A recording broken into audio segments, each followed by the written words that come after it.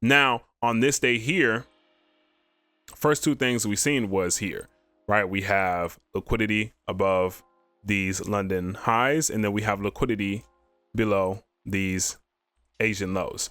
Okay, so just to play this market back a little bit right here, we were looking for this market to attack one of these points of liquidity, and then we're going to target the other side of that liquidity. And going to the lower time frame here, there's the lows of London session right there.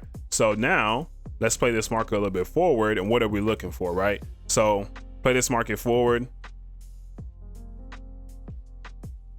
First thing you see here is that we are sweeping the Asian session lows. Okay, so as soon as we swept the Asian session lows, that's one thing that I'm looking for right there, is I know that we're sweeping liquidity. Now what I'm looking for is I'm looking for inversions, right? I'm looking for the inversion after the sweep of liquidity. And you guys can see here, we have that 1 minute fair value gap right here.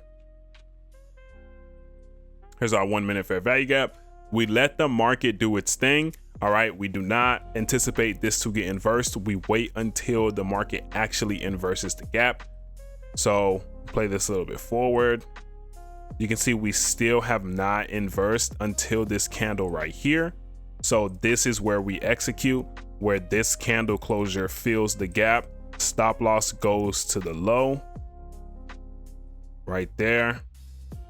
And we're targeting a 1 to 2. Okay, I don't think this gets to the London highs, but we are targeting a 1 to 2, which is sitting around right here.